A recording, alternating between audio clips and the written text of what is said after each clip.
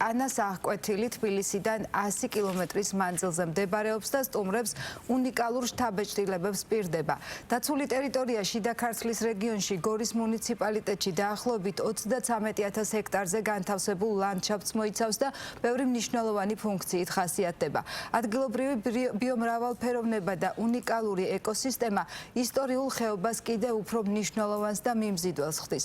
რეგიონის განვითარების გეგმისა და მისი ტურისტული პოტენციალის სათანადოდ ათვისებისთვის კი დამატებითი რეკრეაციული სივრცეების მოწყობა იგეგმება. ტურისტული პოტენციალის რეალიზება უკვე დაწყებულია დაცული ტერიტორიების მიმდებარედ სოფელ ბოშურში. საოჯახო სასტუმროების სექტორი ბოლო წლებია წარმატებით ვითარდება და იქ დასვენება უკვე შესაძლებელია. ნინო ფისაძისა და მიხეილ ჯანეზაშვილის რეპორტაჟი. ახალი დაცული ტერიტორია მდინარე ტანას და ხეობის სოფლებს მიუყვება.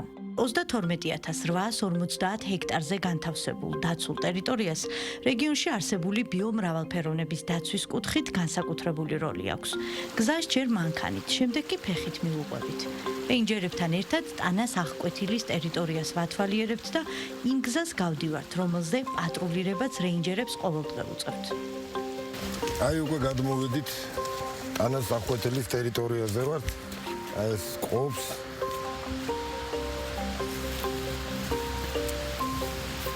აბა თუ დაინახავთ მე მგონი დავინახე. აი აგერ ხის ძირშია. კი ბატონო, კი. აი ჩვენი ფოტომახე. ამოვიყვარა.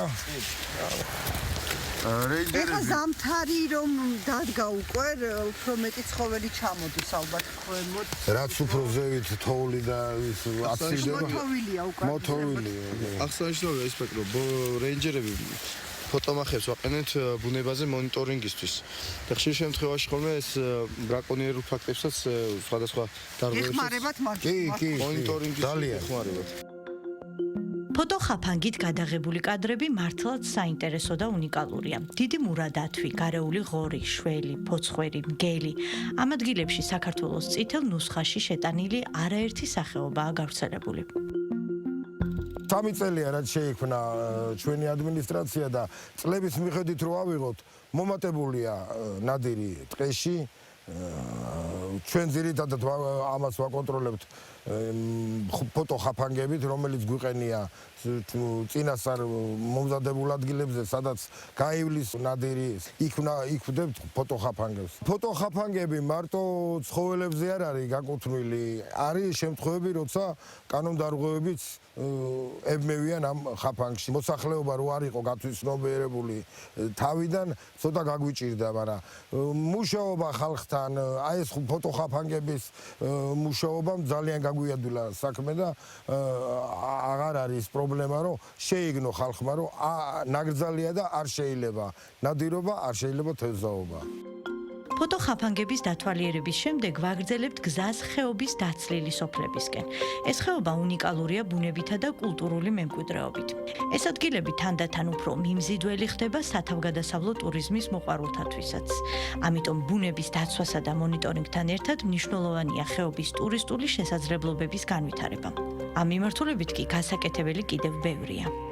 ტურისტული მარშრუტების დაგეგმა ხდება, ქსელის მოწყობა, როდესაც ეს დაიგეგმება და გაკეთდება, თანმხვედრი იქნება პროცესი უკვე თავშესაფრების და იმ მარშრუტების ძირითადად მოუწევს სულ სოფლებთან გახსნა ახლოს, რომ მოსახლეობამაც რაღაც სარგებელი ნახოს. და მოსახლეობამაც ეს ყველაფერი რაღაც სწორად გაიგო და უკვე ცდილობენ, რომ ვიღაცამ ცხენები ყავდეს და იქიდან ტურისტულ მარშრუტებზე ატაროს და აქედან ქონდეს შემოსავალი. ვიღაცას კოტეჯი ქონდეს და გააქირაოს. ის ფაქტიც აღსანიშნავია, რომ ჩვენს ტერიტორია ძირითადად ფიჭვნარი ტყეები გვხვდება და დამტვერვის პროცესი აქაც მნიშვნელოვანია ხოლმე ტურისტებისთვის.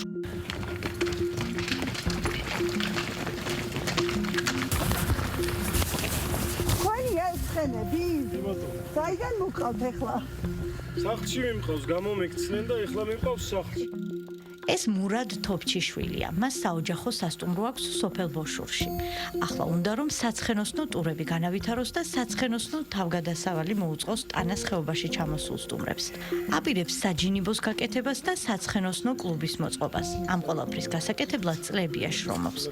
ხეობის ადგილობრივი მოსახლეობის ეკონომიკური გაძლიერებისა და არსებული მცირე ბიზნესების განვითარებისთვის დაცული ტერიტორიების სააგენტომ კონკურსი გამოაცხადა და 29 მონაწილეს შორის მურად თოფჩიშვილის პროექტიც მოხდა. ჩემი იდეა იყო ამ პროექტში, რომ გამეკეთებინა საცხენოსნო ტურები ტანისა და თეძმის ხეობაში. ამ მხრივ ყოველთვის მინდოდა რომ გამევითარებინა, ესე ვთქვათ, ჩემი ხეობა, იმიტომ რომ ეს საქმიანობა მე ძალიან მომწონს და ვაპირებ რომ გავაკეთო კაპიტალური საჯინიბო, შევქმნა კლუბი საცხენოსნო, ესე რომ ვთქვათ, და გავაკეთო საცხენოსნო ტურები. ეს ვფიქრობ, რომ ხელს შეუწყობს ერთიორად ხეობას რომ განვითარდეს. ძალიან ცუდი მდგომარეობა იყო მანამ, სანამ ეს დაცული ტერიტორიები შეიქმნეოდა. ელემენტარული არ იყო არსად გასავლელი ბილიკი არ იყო და არაფერი იყო მსგავსი მოწყობილი ადგილები. ეხლა რამდენიმე ლოკაციაზე შეგვიძლია რომ ვნახოთ, გავიაროთ, თქვათ, ბიისის ჩანჩქერზე მივიდეთ, ხიდებია უკვე საფეხმავლო გადასასვლელი და აი ამ მხრივ ძალიან დიდი ყურადღება მიექცა.